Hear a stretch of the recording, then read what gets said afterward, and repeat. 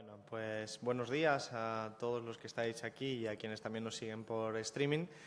Tenemos el objetivo de hacer una rueda de prensa hoy que nos permita hablar de una serie de cuestiones de actualidad, al mismo tiempo que permita, como es natural, que podáis hacer las preguntas que consideréis oportunas de acuerdo con lo que sean vuestros intereses. En nuestra opinión, lo que es, desde luego, una cuestión de actualidad es, desde luego, la comisión de investigación que, como sabéis, se va a votar el próximo miércoles en el Parlamento y que tiene un origen que fue, desde luego, nuestra petición en el 11 de enero de este mismo año de que se iniciara una comisión de investigación sobre las causas y responsabilidades de la crisis financiera y crisis económica. A nuestro juicio, este intento debería haber tenido lugar mucho antes. De hecho, como también conocéis, en el año 2012, Izquierda Unida, junto con Iniciativa y otros grupos, presentamos esta misma petición, adaptada naturalmente a aquel año y a aquel contexto, para que se investigara en el Parlamento las causas y responsabilidades políticas de lo que ha sido, en última instancia, una estafa descomunal que estamos pagando la mayoría de los españoles. Sin embargo, la mayoría absoluta del Partido Popular entonces, en el año 2012, bloqueó esa posibilidad, como bloqueó también cualquier comisión de investigación de cualquier tipo de caso, ya fuera de corrupción, ya fuera de crisis económica. Sin embargo, la mayoría absoluta del Partido Popular ha desaparecido, se ha desvanecido y ahora tenemos una composición parlamentaria que permite que una comisión de investigación pueda iniciarse. Y no es una comisión de investigación a destiempo, sino que más bien tiene una actualidad, yo creo que bastante evidente. El Tribunal de Cuentas hace apenas unas semanas reconoció que el coste del rescate bancario alcanza un mínimo de 60.000 millones de euros, que puede aumentarse en el tiempo porque todavía no se ha cerrado lo que es el rescate bancario y todavía podríamos seguir teniendo que pagar miles de millones de euros adicionales a esta cantidad, 60.000 millones, que contrasta con lo que decía el Gobierno que iba a costar el rescate bancario, dado que el Gobierno decía que iba a costar concretamente 0 euros, frente a 60.000 millones de euros, que ya sabemos que es seguro un dinero perdido, malgastado en el rescate al sistema financiero. Pues bien, este es un motivo de actualidad, pero no es el único.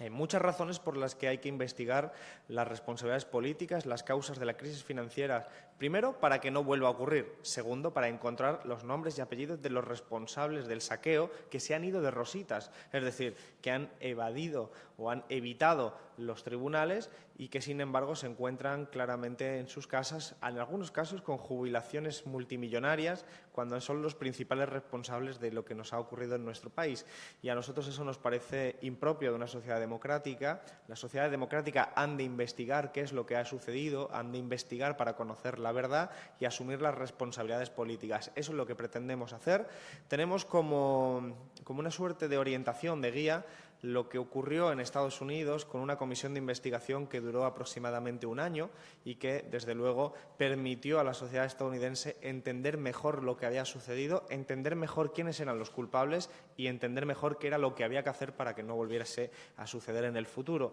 Pues bien, esa comisión de investigación estadounidense, digamos que guía un poco, orienta un poco los deseos de nuestro grupo, de Izquierda Unida, de Unidos Podemos, de cara a lo que queremos que sea una comisión de investigación en el Parlamento español. Como sabéis, en este momento estamos en fase de negociaciones para que la comisión de investigación el miércoles pueda salir adelante. Estamos ante un debate que se va a producir seguro, pero en el que se acumulan una serie de propuestas que son diferentes. La nuestra es la propuesta original, la de Unidos Podemos, pero al mismo tiempo la presidenta del Congreso decidió acumular otras propuestas que son diferentes, pero yo creo que puedan en la misma línea y permiten alumbrar la posibilidad de un acuerdo. Ese acuerdo podría y debería, a mi juicio, contar incluso con el apoyo del Partido Popular, de modo que fueran todos los grupos de la Cámara los que pusiéramos en marcha la comisión de investigación en el Congreso. A nuestro juicio, la comisión de investigación debería empezar cuanto antes y debería, abarcar todo el espacio que va desde la burbuja inmobiliaria hasta el último rescate financiero. Es un ámbito muy amplio, es un alcance muy importante, pero a nuestro juicio creo que va a ser algo histórico que haya una comisión de investigación que tome un análisis de lo sucedido con rigor. Sabemos que hay muchos poderes económicos, algunos de ellos situados en el Partido Popular y en el Partido Socialista, que no tienen ningún interés en conocer lo que ha sucedido por su propia responsabilidad en los hechos acontecidos. Pero creemos que la democracia se tiene que imponer y esperemos que el miércoles podamos contar ya con una comisión de investigación aprobada. En cualquier caso, cuando tengamos un acuerdo establecido con el resto de los grupos, si hemos conseguido lograrlo, si lo hemos conseguido establecer, desde luego lo anunciaremos tal y como hemos venido haciendo en este tiempo. Una segunda cuestión de análisis en el día de hoy, dado que no hemos tenido oportunidad de hacerlo de forma sosegada, es el análisis del caso Noos, de la sentencia del caso Noos, que tiene que ver con lo que nosotros interpretamos un funcionamiento deficiente de la justicia. Deficiente no tanto en cada caso concreto, sino en la globalidad, en su conjunto. Percibimos, como creo que percibe toda la sociedad española, que hay dos tipos de justicia. Hay una justicia para ricos y hay una justicia para pobres. Hay una justicia para quienes vienen de una familia adinerada, protegida por el Estado, participante de las instituciones del Estado, y hay una justicia para el resto de la población, para la gente que somos de las clases populares, que hemos nacido de padres y madres que no tienen renombre ni pertenecen a instituciones del Estado. Yo creo que eso se pone de manifiesto en esta sentencia. La sentencia que nos lleva a la paradoja de considerar ignorante a una persona perteneciente a la Casa Real que cobra unas cantidades astronómicas de dinero por hacer un ejercicio de asesoría contable a empresas financieras, que ha firmado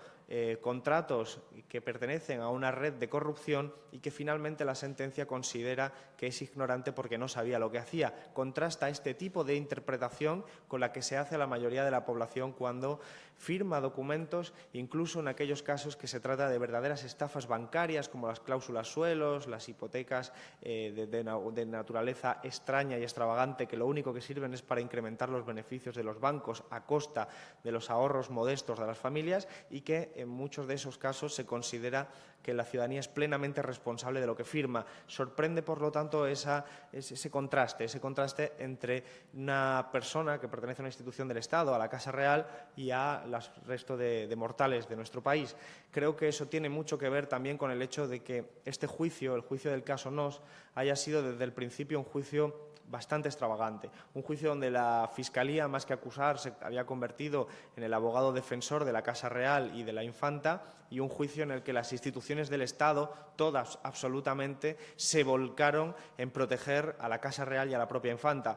No hace falta que recordemos cada uno de los casos concretos que avalan esta interpretación, pero sí quizás poner un ejemplo, el ejemplo de las facturas falsas de la Infanta, que Hacienda cambió su interpretación sobre las facturas falsas de la Infanta para beneficiar a la propia acusada y que de esa forma no tuviera que padecer una acusación de delitos mayores. Creo que cuando una institución del Estado como Hacienda reinterpreta lo que había establecido previamente, lo hace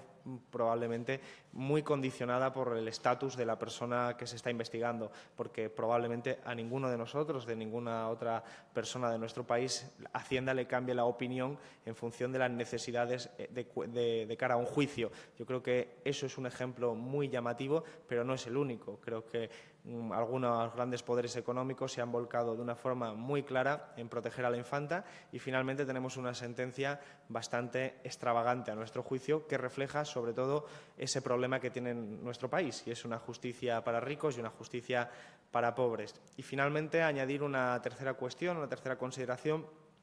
que tiene que ver con el acuerdo firmado el pasado miércoles en Europa, en el Parlamento Europeo, que validó y aprobó el CETA, un acuerdo comercial con Canadá que, a nuestro juicio, empeora las posiciones económicas de nuestro país, de su estructura productiva y, sobre todo, va a empeorar las condiciones laborales y económicas, incluso de estándares, digamos, de consumo para la vida cotidiana de la ciudadanía, aparte de suponer una amenaza a la soberanía democrática de nuestro país. Este acuerdo ha sido aprobado no con unanimidad, sino con el acuerdo del Partido Popular y Partido Socialista. En España ha sido, desde luego, la gran coalición la que ha sostenido este acuerdo, pero en el ámbito europeo muchos socialdemócratas han decidido que había que oponerse a este acuerdo y yo creo que lo hacían con coherencia, con la coherencia de que un acuerdo de esta naturaleza es más neoliberalismo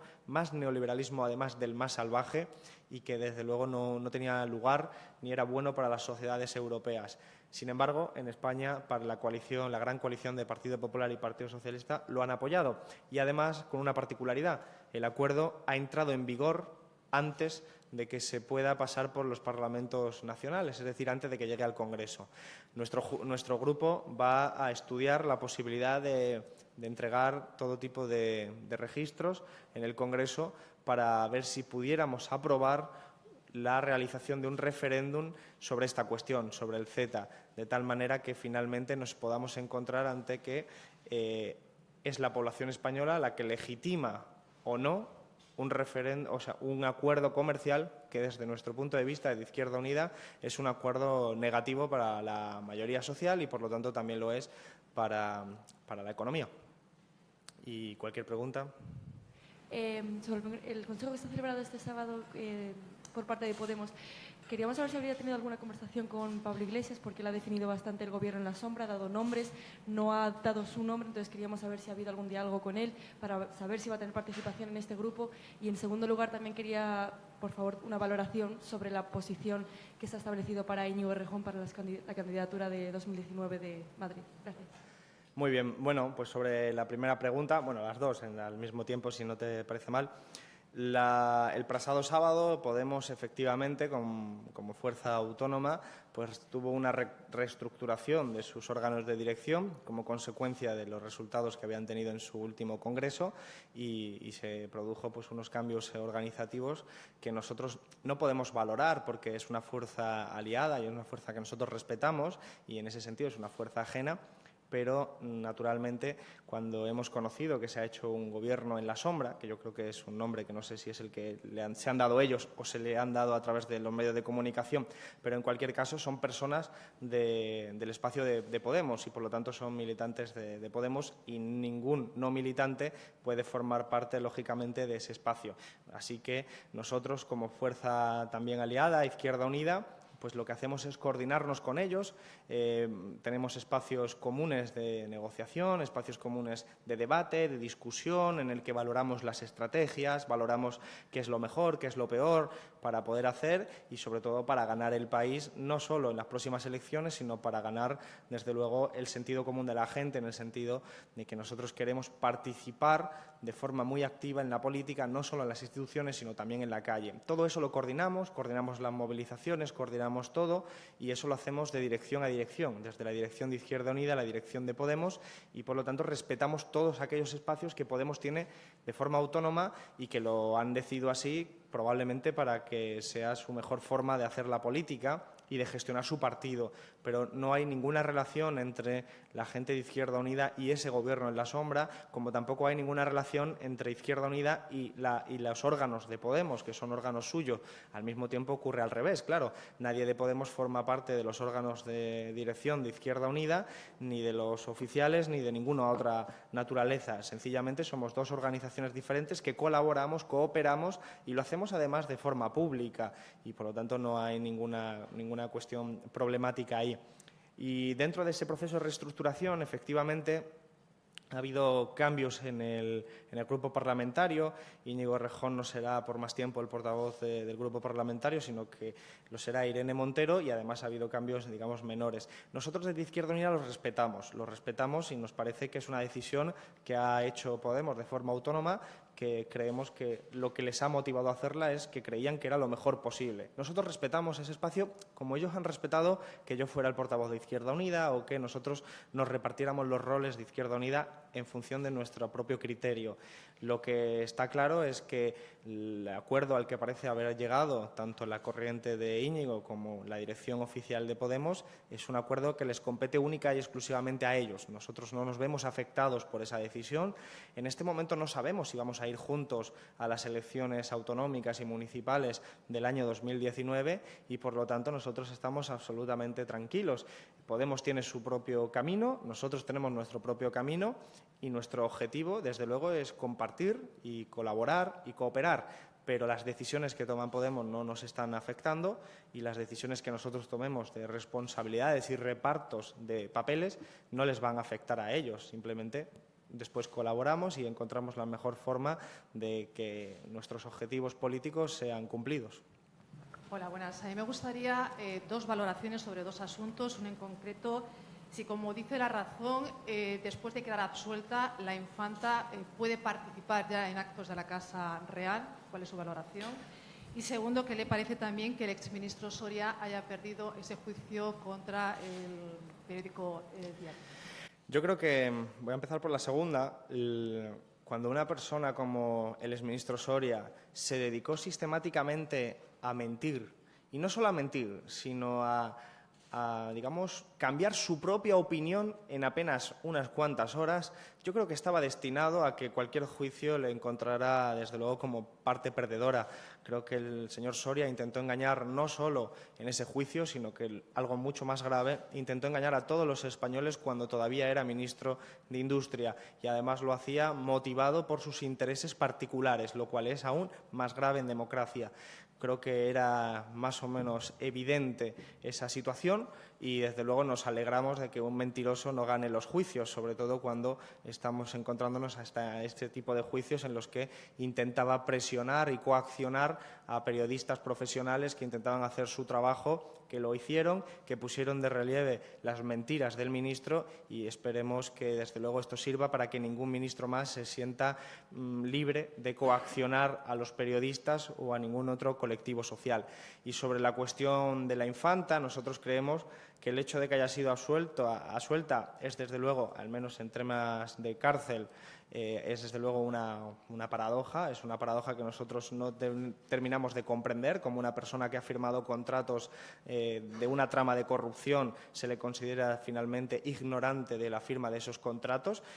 Creemos que tiene mucho que ver con cómo las instituciones del Estado han